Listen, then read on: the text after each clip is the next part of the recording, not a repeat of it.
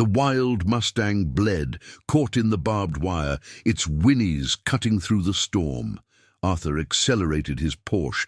Injured animals weren't his problem, until he recognized where he was. Serenity Valley, the place where everything had begun and ended. What he did next left everyone speechless. Subscribe to the channel and comment below what city you're watching from. Do you believe in second chances? The story is about to begin. Arthur Miller adjusted the knot of his Italian silk tie as he watched the man across from him break down in tears. 40 years with the company, 2 daughters in college, a wife undergoing cancer treatment. None of it mattered. The numbers didn't lie, and Arthur had no patience for sentimentality. "Security will escort you out," he said, without lifting his eyes from the spreadsheet. His voice sounded like cracking ice. "You have 1 hour to clear your desk." The man tried to argue, plead, negotiate. Arthur kept typing. At 58, he had learned that compassion was a luxury businessmen couldn't afford. Feelings were for the weak, for those who didn't understand how the world truly worked. When the door closed, Arthur leaned back in his leather chair, which cost more than his employees' annual salaries. From the 40th floor window, New York City stretched out like a chessboard where he moved the pieces. His $2 billion fortune had been built brick by brick, cold decision by cold decision. There was no room for weakness. The phone vibrated. His secretary announced the helicopter was ready. Arthur grabbed his Armani jacket and headed to the helipad. Another acquisition awaited him upstate, cheap land he would turn into guaranteed profit. The property was in Serenity Valley, rural upstate New York. He didn't remember why the name slightly bothered him. 3 hours later, he drove down rural roads in a storm that had appeared out of nowhere. The Porsche Cayenne cut through the rain as Arthur talked on the phone about contracts and percentages. Money never slept. Neither did he. That's when he saw it. A wild horse, a Mustang with dark fur and a white blaze on its forehead, caught in the barbed wire of an abandoned fence. The animal whinnied in agony, blood streaming from wounds that deepened with each desperate movement. Its hind legs barely touched the muddy ground. It was dying. Arthur slammed on the brakes more by reflex than by choice. The car skidded in the mud before stopping. Through the window, he observed the scene with the same expression he would use to evaluate cattle at a slaughterhouse. Wild animal, ownerless, no commercial value, definitely not his problem. He accelerated to leave. 15 feet ahead, he hit the brakes again. Something about the horse's desperation bothered him. The way it fought, even wounded, even without hope. The eyes that gleamed with a fury he recognized. Damn it, that wasn't his problem. He looked at his $3,000 suit, at his Italian leather shoes, at his manicured hands that had never gotten dirty. The horse might be worth something if tamed, he thought, or maybe he just didn't want that image on his conscience. He got out of the car. The rain drenched him in seconds. Mud clung to his expensive shoes. Arthur approached slowly, studying the wounds. The wire had created deep cuts on the animal's shoulders and neck. Each movement of the horse only worsened the situation. Arthur took off his jacket, then his shirt. With his bare hands, he began to untangle the wire, cutting his fingers in the process. The Mustang watched him with wild eyes, distrustful, but too exhausted to fight. When it was finally free, the horse stumbled but didn't run. It stood there, breathing heavily, looking at Arthur with something he couldn't decipher. Only then did he realize where he was. Serenity Valley. The name that bothered him. The mountains in the background seemed familiar, like a distant echo of something he preferred to forget. Arthur called 3 veterinarians before finding one willing to come out in the storm. Dr. Robert arrived 2 hours later. A noisy 444 van, contrasting with the tense silence that hung over the place. The horse had taken refuge under a nearby tree, but hadn't fled. Wild Mustang, the vet confirmed after examining it. Male, about 8 or 9 years old. Never been domesticated. These cuts will need daily care for at least 2 weeks. Arthur looked at his own hands, stained with blood and mud. Call animal control, have them come get it. In this storm, and on a Friday? Robert shook his head. Monday, at the earliest. And look, this animal will need constant care. If the wounds get infected... Arthur clenched his fists. He didn't have time for this. He had meetings, contracts, an entire company that depended on his decisions. He couldn't babysit a wild horse. Is there anywhere I can leave it temporarily? The nearest place is about 125 miles away. But honestly, Mr. Arthur, too much movement will only worsen the injuries. It's best if it stays quiet for a few days. The veterinarian applied antibiotics and cleaned the deeper cuts. The horse allowed itself to be cared for, as if understanding that these humans didn't want to hurt it. When Robert finished, the animal had visibly relaxed. "It'll need a name for the medications," the vet said, filling out the paperwork. Arthur looked at the Mustang. The storm had passed, and a ray of sunshine illuminated its dark coat. "Storm," he said, not knowing why. On Monday, Arthur should have been in New York City finalizing the purchase of another company. Instead, he was on an abandoned rural property, watching a wild horse eat hay he had bought in town. His partners called hourly. His secretary sent urgent messages. The business world didn't stop. But he couldn't leave.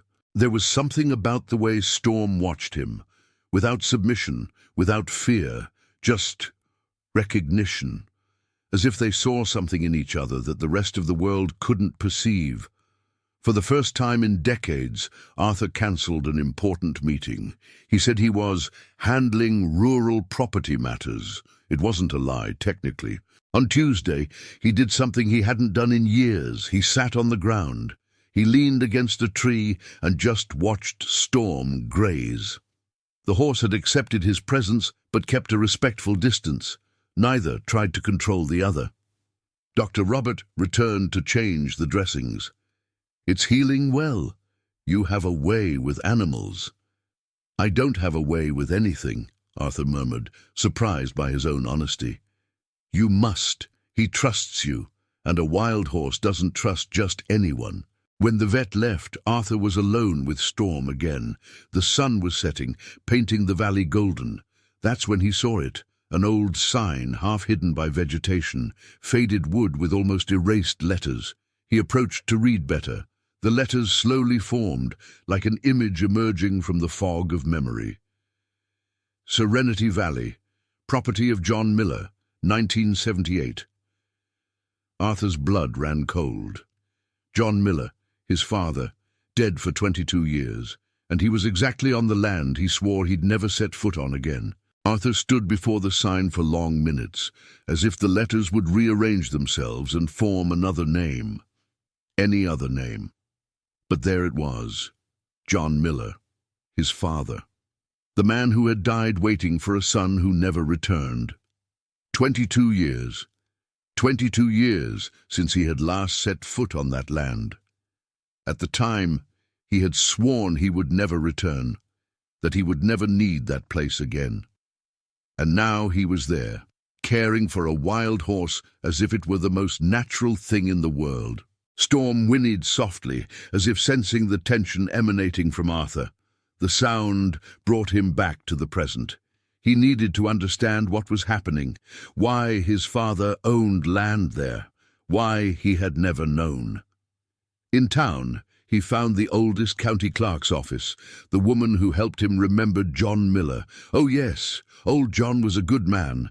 He bought this land in the 80s, after you two had your falling out. He came here every month, religiously. Every month? For what? To care for the wild horses. He said that when his son returned, he wanted to show that he had learned to care for something without trying to control it. Poor man, he died waiting. Arthur felt as if he'd been punched in the stomach.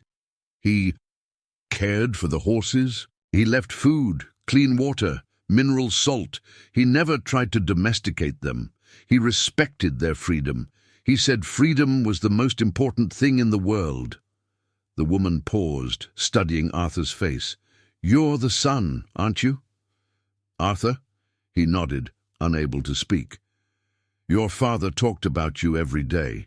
Even at the end in the hospital, he asked if Arthur had called." Arthur left the clerk's office with shaky legs. He drove back to the valley on autopilot, his mind replaying fragments of memories he had buried. The last fight, the cruel words he'd said, the slammed door, the years of proud silence. John had tried to call many times in the early years. Arthur blocked the number, changed his address, built a wall of success and coldness so he wouldn't have to deal with feelings he considered weak. And his father had bought that valley for the wild horses to teach himself what Arthur had said he would never understand, that love wasn't control. When he got back, Storm was grazing peacefully. The horse raised its head and watched him approach. There was no judgment in those dark eyes, just acceptance. Arthur sat on the ground, his back against the same tree as before. His hands trembled slightly. For the first time in 22 years, he allowed himself to remember his father's voice. The calloused hands that tried to teach a stubborn boy to fish. The man who worked 16 hours a day to give his son a better life.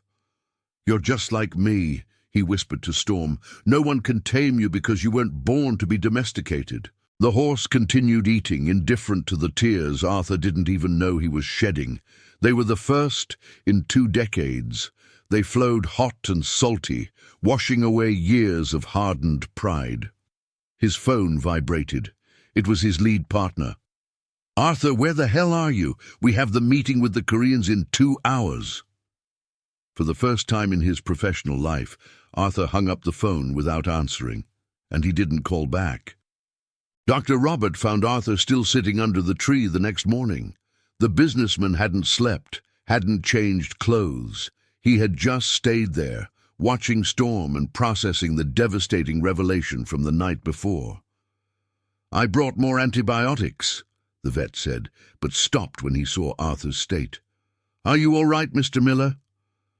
Arthur almost laughed at the irony.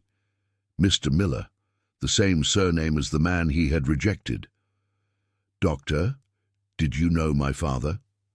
"John Miller?" "Of course. Old John was an old client, a good man. He cared for the Mustangs here as if they were family. He always said he'd learned that to love wasn't to possess." Robert paused. "You're the son he mentioned?" The question hit Arthur like a shot. "He mentioned me?" "Always, even at the end. When he was hospitalized with the stroke, he still asked if Arthur had come to visit him. He said he didn't care about lost time, he just wanted to see him once." Arthur closed his eyes. He learned of his father's stroke through a lawyer 3 days after the burial. He didn't go to the funeral. He told himself he was too busy, that important business couldn't wait. In truth, he was afraid of shattering the image he had built of himself as a strong, independent man who needed no one. "Doctor, may I ask a question? Why did my father buy this land?" Robert smiled sadly. "He told me once. He said his son had grown up thinking he only knew how to control, dominate, force things his way. So he learned from the wild horses that there's another way to love, by letting go." When the vet left, Arthur was alone with the truth. His father had bought 500 acres of land and spent 20 years caring for wild horses to prove to an absent son that he had changed, that he had learned the lesson Arthur had thrown in his face during their last fight, that true love didn't control, it only protected. The phone rang incessantly all day. His partners, his secretary, lawyers, clients, a billion-dollar merger was stalled, awaiting his signature. Stocks plummeted. The company was in crisis. Arthur hung up the phone. On Thursday, he received the visit he dreaded. Charles, his lead partner, arrived accompanied by 2 other investors. They found Arthur in wrinkled clothes, covered in dirt, sitting next to a wild horse. "Arthur, for heaven's sake, you disappeared. The merger with Kraus fell through. We lost $300 million because you didn't show up to sign the contracts." Arthur looked at Storm, who grazed peacefully despite the argument. "And?" What do you mean, and? Arthur, you're having a nervous breakdown. We're going to call a doctor, admit you to a clinic. No. Arthur, be reasonable. You have responsibilities, employees, shareholders. Arthur slowly stood up. For the first time, Charles saw something different in his partner's eyes. It wasn't madness, it was clarity. You want to take over the company? Take it. I'll sign my share over to you at market value. The silence was deafening. You're crazy, Charles whispered. Arthur looked at Storm one last time. The horse had stopped eating and watched him with those intelligent eyes, as if understanding that something important was happening. No, Arthur said, and his voice sounded different, calmer, more human. For the first time in 22 years, I'm sane. Arthur signed the papers on Friday. $2 billion transferred in a matter of minutes, reducing his fortune to a fraction of what it was. He kept just enough to live comfortably and permanently by the Serenity Valley land. The rest went to the partners who considered him crazy. Maybe he was.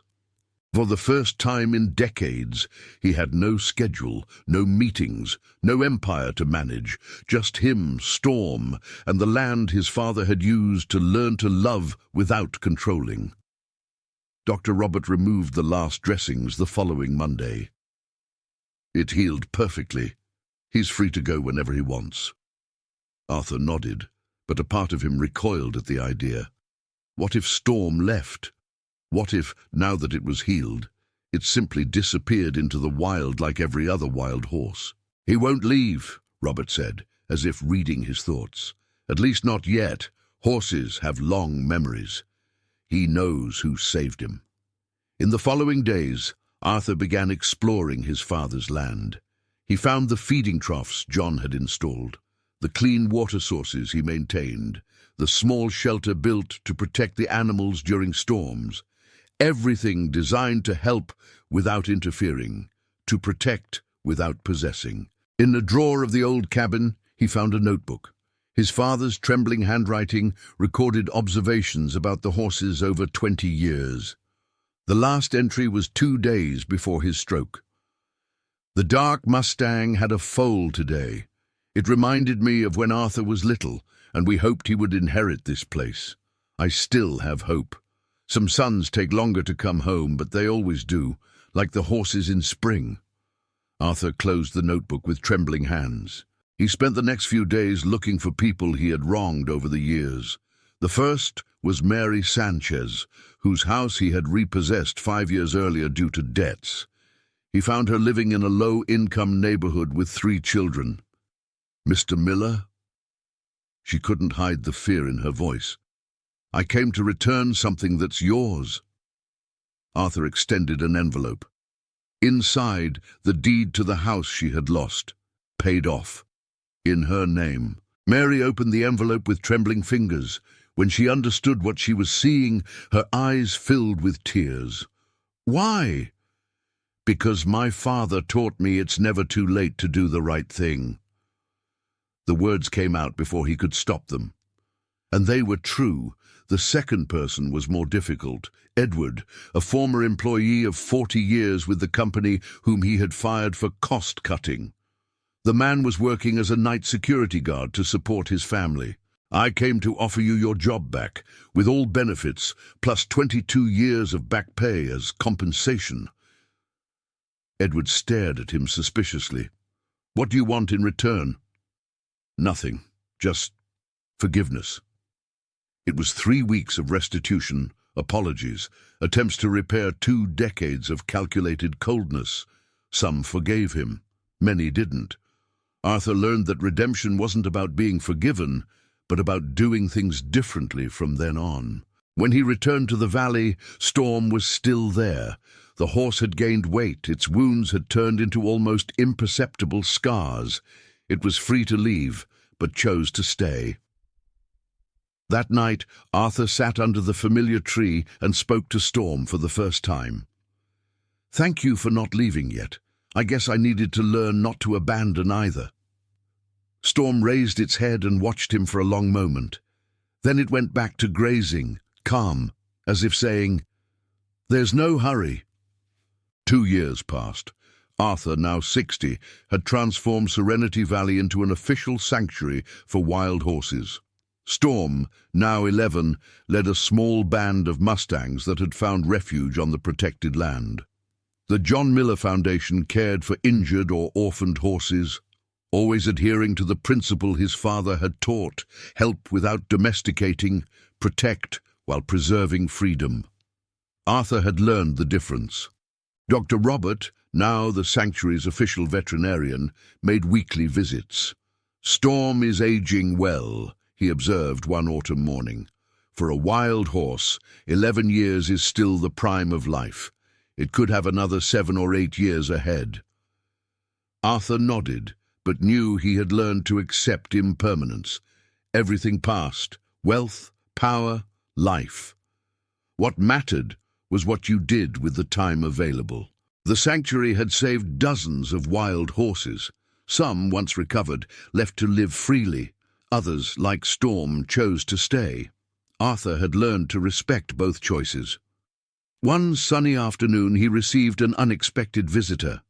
Charles, his former partner, arrived in an imported car, looking older and more tired. "I came to see if you were really crazy, or if I was the one who was blind," Charles said, watching Arthur care for an orphaned foal. "And what's the verdict?" Charles remained silent for a long time, watching the horses graze freely. "You know, Arthur, we built an empire. We tripled profits after you left, but—" He paused. "My son hasn't spoken to me in 3 years. My wife filed for divorce last month, and I haven't been able to sleep properly for 2 years." Arthur said nothing. He had learned that some lessons everyone needs to discover on their own. "How did you do it?" Charles asked. "How did you just let go of everything?" Arthur looked at Storm, who grazed peacefully near the fence. "I didn't let go of everything. I let go of what didn't matter to keep what does." That night, after Charles left, Arthur sat under the tree where everything had begun. Storm approached him, something it rarely did. The horse lowered its head near him, allowing Arthur to touch its neck for the first time. "You know you're getting old, don't you?" Arthur whispered. "Me too. The difference is now, I'm not afraid of it." In his shirt pocket, he always carried the last letter he had found from his father, written but never sent.